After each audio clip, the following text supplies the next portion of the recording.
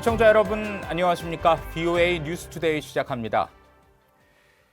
이 북한의 사이버 군사 역량이 거의 미국과 비슷한 수준에 도달했다는 전문가들의 분석이 나왔습니다.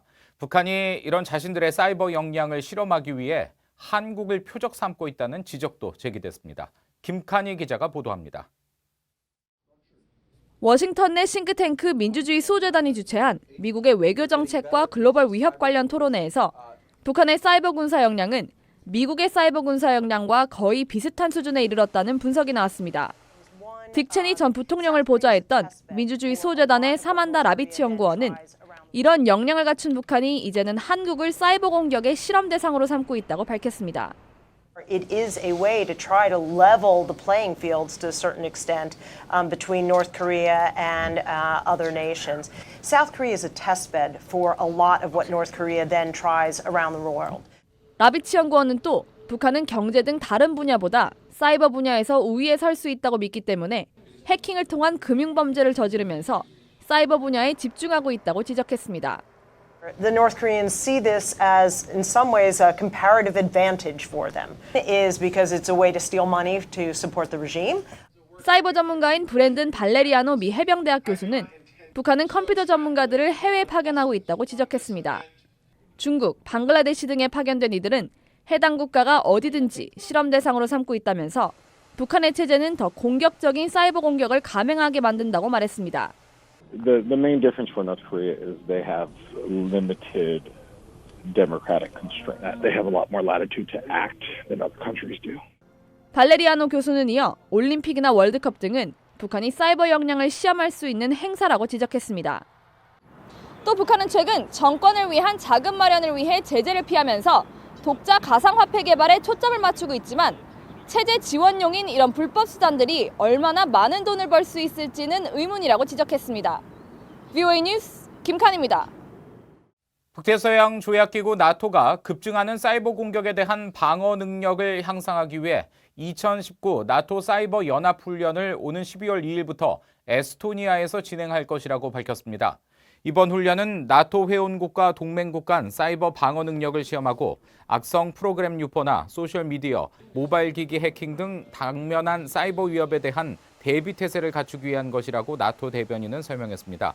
앞서 옌스 스톨텐베르크 나토 사무총장은 지난 8월 나토가 매일 의심스러운 사이버 공격을 받고 있다며 북한 등의 사이버 공격에 대응하기 위해 올 가을 사이버 연합 훈련을 계획하고 있다고 밝힌 바 있습니다.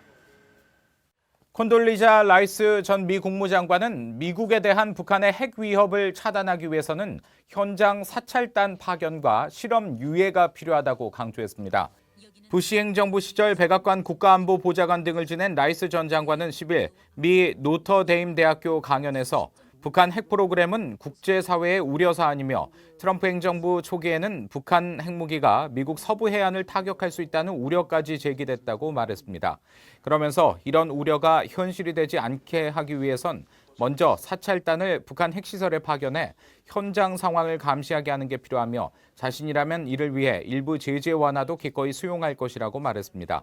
또 핵무기 기술은 점진적으로 발전하기보단 계속 실패하다가도 어느 한순간 성공할 수 있는 성질이라며 실험 유예를 통해 북한이 미국을 위협하는 핵무기를 갖지 못하게 할 수 있다고 주장했습니다.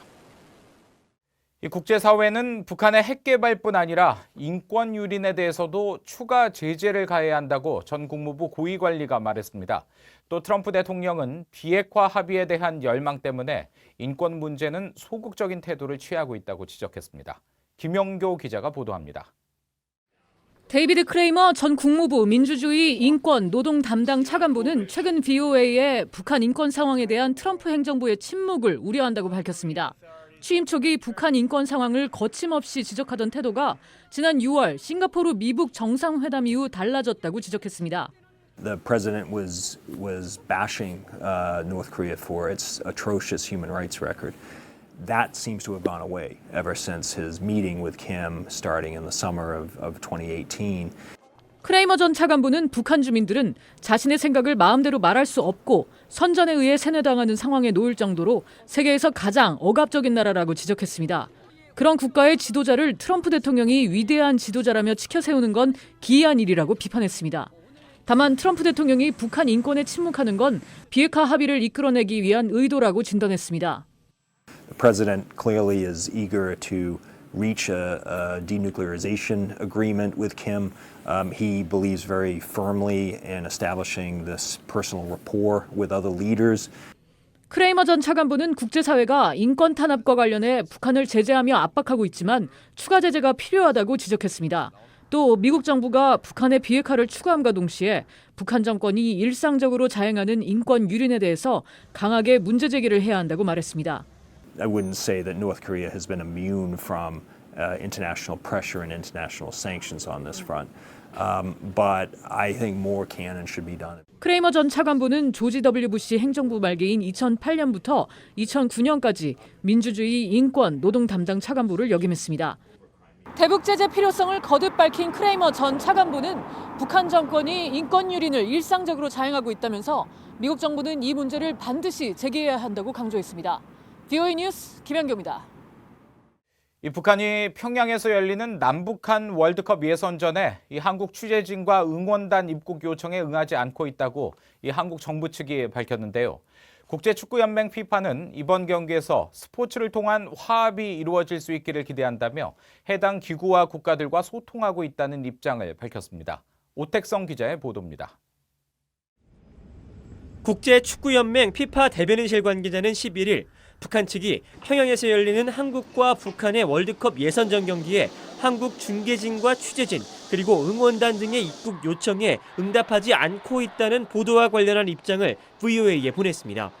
축구는 축하와 페어플레이 정신으로 사람들을 하나로 통합할 수 있는 독특한 힘을 가지고 있다면서 오는 15일 남북한의 경기에서 이런 일이 이루어지길 기대한다고 밝혔습니다. 스포츠를 통한 화합을 강조한 겁니다. FIFA는 그러면서 경기를 주관하는 아시아 축구 연맹을 비롯해 한국, 북한 측과 소통하고 있다고 설명했습니다. 앞서 북한 축구협회는 지난달 2일 아시아 축구 연맹에 예선전 홈 경기 일정을 전달하면서 한국과의 경기를 10월 15일 오후 5시 30분 평양 김일성 경기장에서 치르겠다고 통보했습니다. 한국의 대한축구협회는 아시아 축구연맹을 통해 북한 축구협회와 선수단의 방북 문제 등을 조율하면서 방송 중계진과 취재진, 응원단 파견 등을 계속 요청해왔지만 아직 아무런 답을 듣지 못했다고 밝혔습니다. 한국통일부는 11일 정례 브리핑을 통해 한국 취재진 등의 방북이 쉽지 않을 것으로 내다봤습니다. 정부는 그동안 이제 북측의 그 재반 문제에 관련해서 의사를 다각도로 타진하였으나 현재까지 북측으로부터 아무런 회신을 받지 못하였습니다. 그리고 이렇게 회신이 없었던 점에 대해서 좀 아쉽게 생각하고 있습니다. 북한 입국이 허용된 한국 선수단은 중국 베이징을 경유하는 경로로 14일 평양에 들어갈 것으로 알려졌습니다. 이런 가운데 한국 언론들은 대한축구협회가 북한 방문 때 가져갈 물품 목록을 통일부에 제출했으며 미국 독자 제재 저촉 물품에 대한 협의를 마쳤다고 보도했습니다. VOA 뉴스 오택성입니다. 미 의회 조사국이 미국의 가장 위협이 되는 탄도미사일을 보유한 나라로 북한과 이란, 중국을 지목했습니다. 의회 조사국은 지난 9일 갱신한 탄도미사일 방어 보고서에서 미국의 가장 우려되는 탄도미사일 위협은 주로 북한과 이란, 중국의 단거리 탄도미사일과 준중거리 탄도미사일 전력, 또 발달하고 있는 북한의 대륙간 탄도미사일 ICBM 능력이라고 밝혔습니다. 그러면서 북한은 한국 전역을 사정권에 두는 단거리 탄도미사일 수백 기와 일본과 지역 내 미군 기지에 도달할 수 있는 준중거리 탄도미사일 수십 기를 보유하고 있을 것으로 추정된다고 설명했습니다. 또 북한은 핵탄두로 미국 본토를 타격할 수 있는 ICBM을 개발하고 있다면서 북한이 몇 차례 핵실험을 했지만 탄도미사일에 핵탄두를 장착했는지는 명확하지 않다고 덧붙였습니다.